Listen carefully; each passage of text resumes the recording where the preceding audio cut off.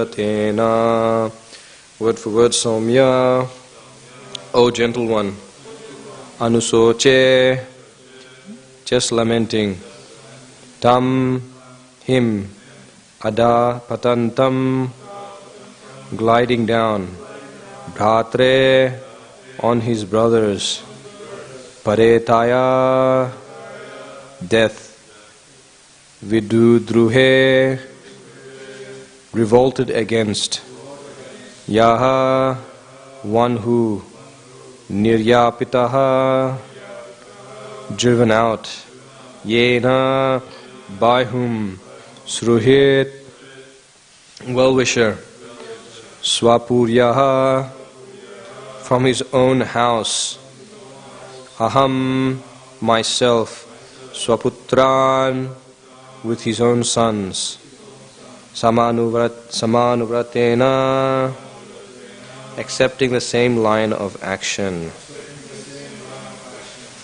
Translation and purport by His Divine Grace Abhay Chanaravinda Bhaktivedanta Swami Srila Prabhupada, Jagadguru Srila Prabhupada Ki Joy.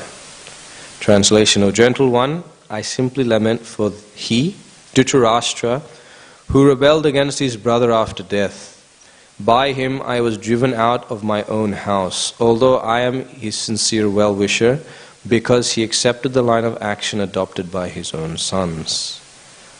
Purport: Vidura did not ask about the welfare of his elder brother because there was no chance of his well-being, only news of his gliding down to hell.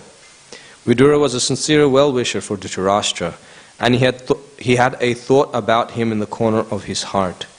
He lamented that Dhritarashtra could rebel against the sons of his dead brother Pandu, and that he could drive him, Vidura, out of his own house on the dictation of his crooked sons. In spite of these actions, Vidura never became an enemy of Dhritarashtra, but continued to be his well-wisher, and at the last stage of Dhritarashtra's life, it was Vidura who only proved to be his real friend. Such is the behavior of a Vaishnava like Vidura. He desires all good, even for his enemies. Translation again. O gentle one, I simply lament for he, Dhritarashtra, who rebelled against his brother after death. By him I was driven out of my own house, although I am his sincere well-wisher, because he accepted the line of action adopted by his own sons. Om Jnanatimmirandasya Jnananjana Shalakaya Chakshurun Militam Yena Tasmai Shri Gurave Namaha. Jai Shri Krishna Chaitanya Prabhu Nityananda Shri Advaita Gadadhara Shivasadi Gaura Bhakta Vrinda. Hare Krishna Krishna Krishna Hare Hare, Hare Rama Rama Rama Hare Hare.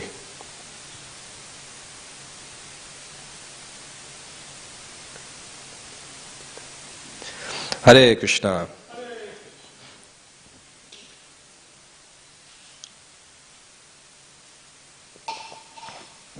Right. So we're continuing with the section of Vidura talking to Uddhava. Yesterday we saw how he was inquiring about Kunti, Queen Kunti's well-being and whether she's still alive, because her whole life was dedicated to taking care of her sons and making sure that they were rightfully installed or inherited the kingdom. And today we're talking about Dhritarashtra.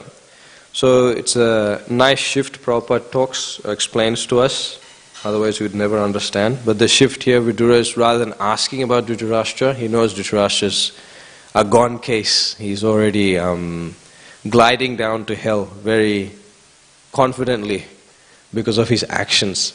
Because if you have a look, for those who have read Mahabharata, throughout Mahabharata and those who've read Prabhupada's books, you'll understand that Dhritarashtra was very attached to the kingdom. When he was born blind. Because when Vyasadeva came to unite with his mother closed her eyes, being scared of Vyasadev's appearance and tejas. So the son that was born from her was a blind son named Dhritarashtra. But that son was very powerful. I think he's something like 10,000 elephants. Very powerful. But he was blind. So because he had some physical defect, he wasn't able to inherit the throne. So therefore it went to his younger brother Pandu. So therefore Pandu was the emperor, the ruler. So then when Pandu was cursed and Pandu left, then Dhritarashtra became the caretaker until the sons of Pandu took over the throne. So that, and even when Pandu was leaving, Dhritarashtra, although within the core of his heart he had some pain not being qualified with the throne, it still mentioned he had some thought of the well-being of his younger brother Pandu, that he, after Pandu was cursed, that if he was to unite with his wife, then he would die. Pandu thought that let me go to the forest and live a life of an ascetic so that such an opportunity will never occur. So in other words, that he would live a life of sattva guna, completely surrounded by sages, so that the passionate nature would not be ignited and that he'd want to go and unite with his wife. So the whole idea was like that he would be able to live out his life to the end, attain self-realization and go back to Godhead. And that's why he chose the association of sages. So Pandu, it's very weird to hear your own voice. So Pandu left, and Dhritarashtra then decided that to persuade Pandu to stay. But Pandu left nonetheless, and Dhritarashtra became the caretaker for the throne. It's mentioned that Bhishma had a similar role. He promised that those kings that would sit on the throne or would be part of the Kuru dynasty that would rule, he decided to protect them and swear allegiance to them. So in one sense Bhishma had a similar role because of his promise to his father. But nonetheless, Dhritarashtra became attached to his throne. He became attached to the opulences that came with it and all other facilities for sense gratification.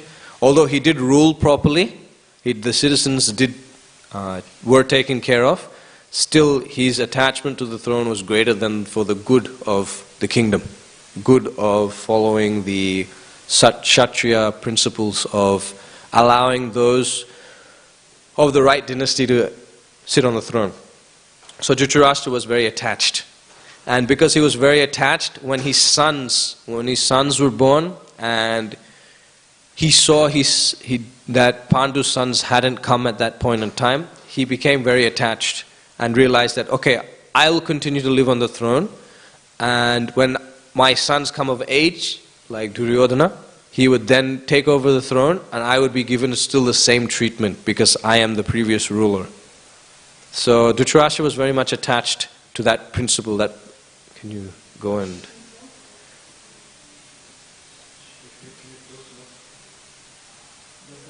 So basically, where was I? So Dhritarashtra had that plan. He had that insurance plan, that policy in mind, that I'll be on the throne, and then when I leave the throne, my sons will be on the throne, and I will continue to enjoy royal opulences. So then what happened here is that Vidura understood the mind of Dhritarashtra, and Dhritarashtra then, despite so many... Arvind. He found, Vidura found Dhritarashtra many times throughout the whole Mahabharata, that he would give Dhritarashtra so much advice. It's very hard actually when you think about it. When you give advice to someone and they're going through difficulty, but they choose not to listen because they think everything is going well, that they have everything under control. And to see that person commit the same mistake again and again and come to a point of self-reflection, what did I do wrong, why did this happen, what should I do next? But then due to miserly weakness of heart, they're not able to change or transform or remove such bad habits.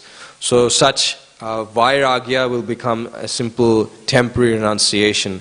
They will show some remorse, some change of heart, but then the next day when they wake up, back to normal.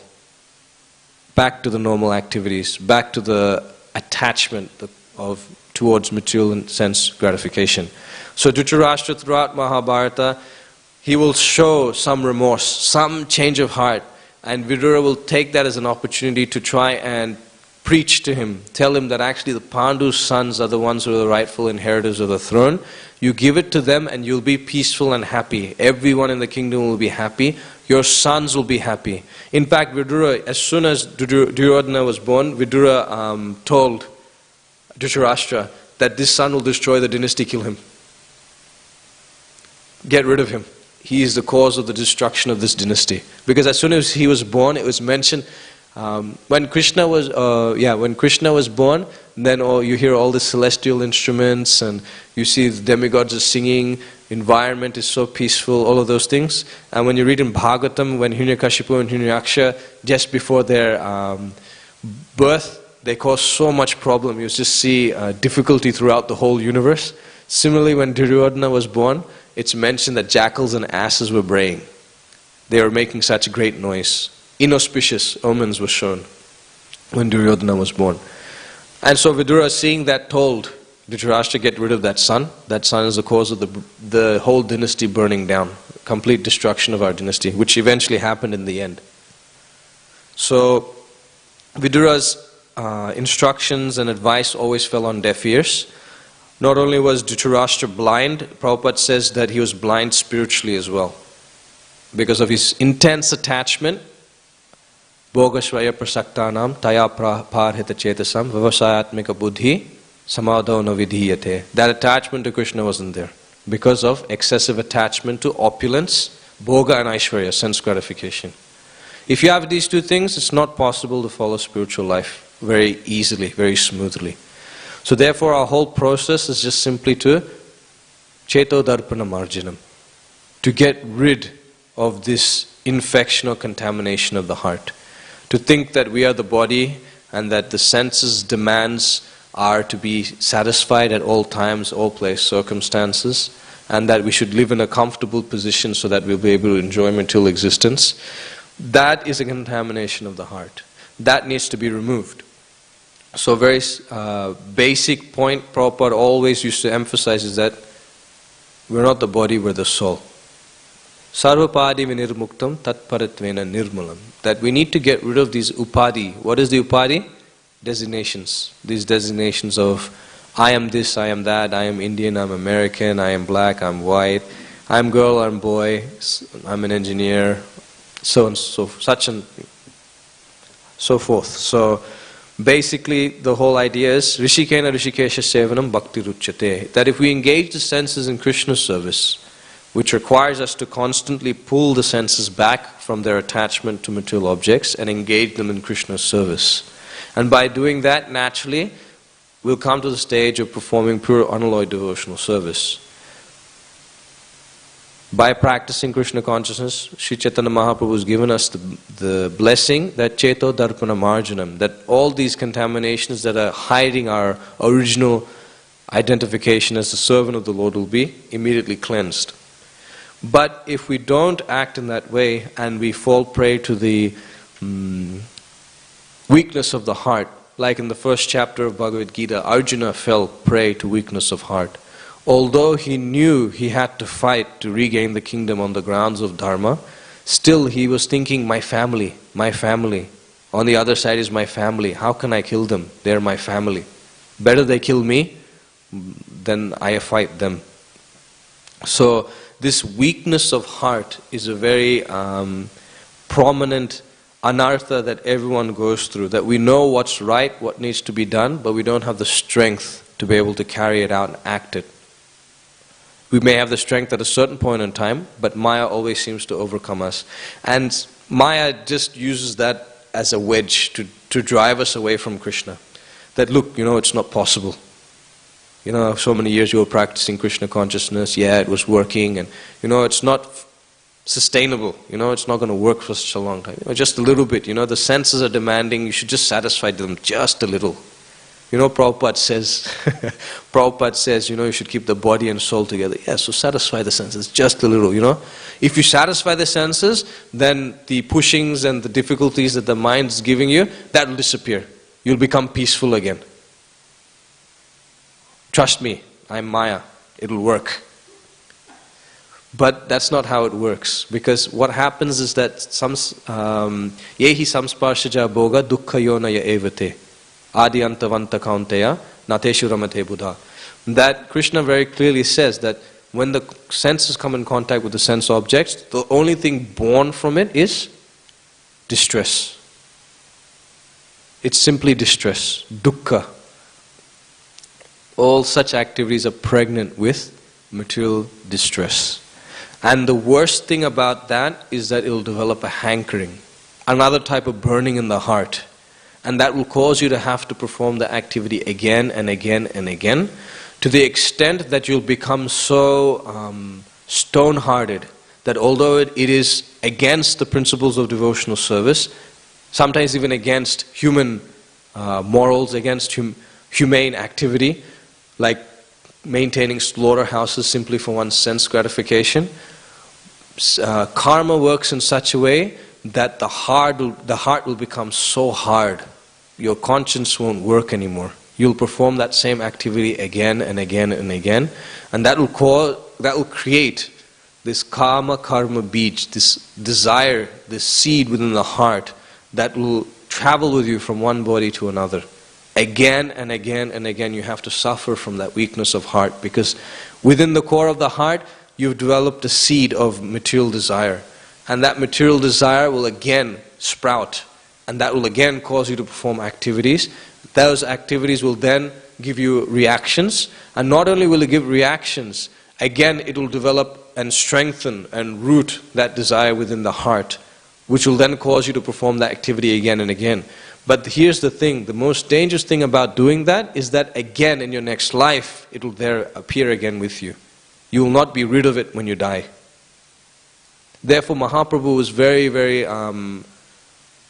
serious when he would mention that he would prefer to be in a cage surrounded by fire and a lion than to be in association of a non-devotee.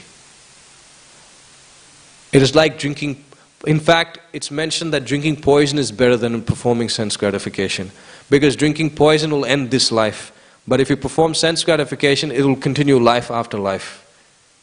The desire will continue in the core of a heart, life after life.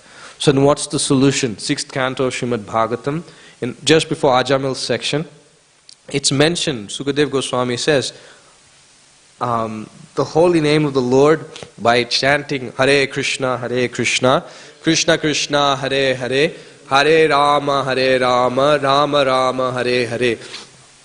The sinful seeds or the sinful desires within the heart are like seeds.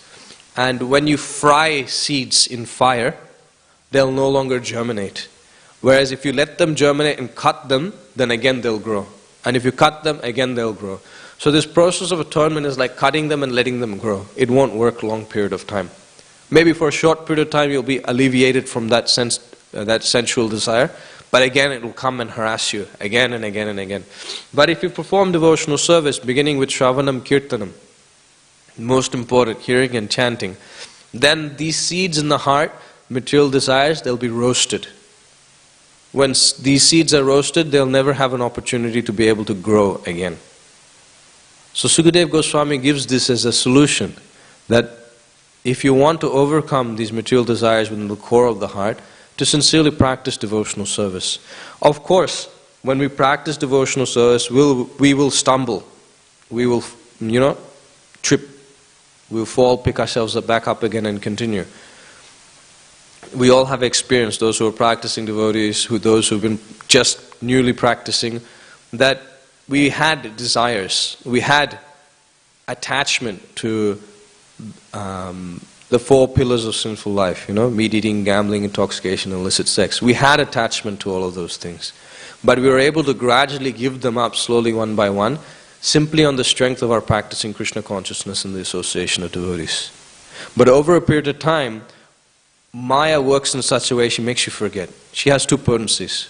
She makes you forget and she drags you down. So she covers you and drags you down so that you never remember what happened and how far you've fallen from the position you were in until it's too late. So Maya doesn't happen like that. Maya, she creeps in slowly, slowly, slowly, and before you realize it, she drags you down. So it takes a while to realize where you're going wrong, unless you have someone you trust who's beyond or above your mind. Someone you'll take shelter of despite your mind's calling, despite your mind's preaching. Someone you'll be able to take shelter of to be able to defeat the mind.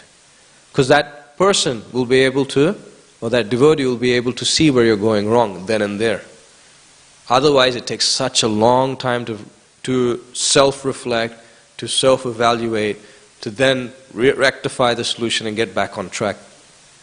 In fact, it's mentioned Tesham Satta Yuktanam Bhajatam Priti Purvakam, that for the pure devotees, not only do they take shelter of other devotees, Krishna within the heart speaks and they immediately act. So where's the question of Maya for them? But that is so far away. That is such an elevated position that it is so far away, because we can't even follow the Paramatma telling us not to perform a simple act. Because within the core of our heart, the Paramatma is constantly telling us, not this, you shouldn't do this, turn to me. But more and more we ignore and neglect, the less and less the Paramatma will be able to help. Because Paramatma is working on the principle of ye yata mam padyante. So if you're showing more attachment to material objects than him, then he'll naturally allow you to work in such a way that you'll be able to enjoy material nature. Or at least endeavor and try. So the mind requires, well, we all require guidance. We all require some help. So in the beginning we will stumble, we will make mistakes. In fact, one of the main principles of devotion, one of the basics of devotional service, or our philosophy, is that dehinusmin yata dehe, that after this body we'll gain another body. So it's not the end. There's always an opportunity to pick yourself up and move forward, just like who? Bharat Maharaj. Although Bharat Maharaj was close to perfection, he fell due to a deer, attachment to a deer, and he gave up his practice, he gave up his sadhana, he gave up his practice of devotional service, and he cultivated attachment, material attachment to another living entity. And the most important thing the Acharyas mention is that he did not have association of devotees to help him get back on track. So he's all alone. And because he let go of his sadhana, and because of lack of association of devotees, no one was there to tell him to get back on track. And because he did that, then although he was given another chance in his next birth, he was still punished, he was still chastised for that, mildly. He was given the body of a deer, but he was able to remember his past life. So using that opportunity, but being handicapped, the best he could do was go close to the sages and hear from them, and obviously take their remnants. That's what he could do in such a handicapped body. It's kind of like you have the desire to serve, but you're not able to. Like on a mundane platform, you're a ghost, you have a desire to drink, eat, but you can't. Similarly, if we take advantage of devotional service in the wrong sense, then yes, devotional service will be accessible for us wherever we go, but it will be a bit more difficult unless we put more and more effort in. Because the Lord wants us to understand not to take it cheaply. So He'll arrange it in such a way we'll learn that lesson and not take devotional service so cheaply. So then Bharat Maharaj, then again, even though he became a deer, then he took birth as Jada Bharat to finish off his spiritual life. But he took utmost caution in his third life. What did he do? He acted like a Jada. He acted like a stone. To the extent that he'll be able to protect his devotional service by not coming in contact with unwanted elements. So yes, when we perform devotional service, we'll trip, we'll fall, but that sincerity that will push us forward, that determination will allow us to continue. Yes, we're in Kali Yuga, yes, the environment's not to our advantage, yes, all of these things, but Mahaprabhu has given us the potency to be able to overcome these things. And if we just stick to that, Prabhupada says in many of his letters to his disciples, if you just simply follow the 4 regulative principles, chant Hare Krishna 16 rounds daily, and follow the instructions of the spiritual master, it is guaranteed you'll go back to Godhead. It's guaranteed that you'll go back to Godhead. But what's the most important thing here? That we follow the instructions of the spiritual master. Because the spiritual master wants us to chant Hare Krishna. The spiritual master has instructed us to follow the 4 regulative principles. So that's the main thing. If you follow the instructions of the spiritual master, naturally you'll follow in their footsteps and go back to Godhead. And that requires effort and guidance and enthusiasm, which you'll get from the association of devotees. But here we see Dhritarashtra had even though he had association of devotees, still he chose to take shelter of his son and his very heinous acts and plans, sinful plans to get rid of the Pandavas, and he chose to remain attached to his kingdom. So for Dhritarashtra, we can see a lot of parallels, at least I can see a lot of parallels of his actions with my own and his mentality with my own. But there's one thing about Dhritarashtra that saved him at the very end. What do you think it was? Sorry, Guru? I said, what is it that one thing of Dhritarashtra that saved him at the end? Although he was attached, although he, chose the wrong path, he chose the dharma, he repented but still fell back. What is that one thing that saved him in the end? Listening to a pure devotee. Yes, Prabhu. Yeah, but even before he always knew that the Guru had actually arrived, he always respected because Correct. Dhritarashtra still showed respect to Vidura throughout the end, until the very end, when Duryodhana's son insulted Vidura, and Dhritarashtra didn't say anything. Dhritarashtra didn't say anything, so Vidura gave up and left, taking it as an opportunity of the Lord to go on pilgrimage. So yes, because he was still open to listening to Vidura. Because when Vidura came back after the battle of Kurukshetra and Dhritarashtra was living nicely, Vidura came and spoke such heavy words to the extent of calling him a dog. You're the dog of the Pandavas. And for a Kshatriya who has such pride, to hear such a thing, very painful. And that's what shook him out. Vidura tried and tried and tried, and he used everything. And Vidura found that one point, or that period of time where he'll be able to get into the heart of Dhritarashtra and really pull him out of material existence, cut it. Like when we were traveling on traveling Sankirtan, the biggest thing that you'll notice, or the three sounds you'll hear while you're doing door-to-door on traveling Sankirtan is, you hear a knocking, you hear either the doorbell, ding-dong, or you hear a dog. The three prominent sounds if you're not chanting Hare Krishna while going door-to-door on traveling Sankirtan. Because you go everywhere, there's a dog. Every single house has a dog. So when Prabhupada says that, cats and dogs of society, when they die, they'll be born as a dog. Yeah, definitely. Cat or dog is the next life, definitely, 100%. So much attachment to their animals. It's unbelievable. To the extent that sometimes the dogs don't even allow us to speak to the person at home. You knock on the door, open the door, and the grill gate opens, and the dog barks and barks. 3 dogs bark, 4 dogs bark, 5 dogs bark. They've got so many inside. And you can't even speak to the person inside. Neither can they come out to be able to listen to you. So it's such a difficult position. Such a difficult position they have. And sometimes you think, just because of this dog, because of this attachment to dog, they'll not be able to take spiritual life. They won't be able to take a small, Agyata Sukriti, unknown spiritual benefit to take forward steps towards Krishna. But anyway, the point here is that, the attachment to the dog is very prominent. So it's our duty to go out and preach and tell people that actually that attachment is very temporary. Please give it up. So when you hear about a dog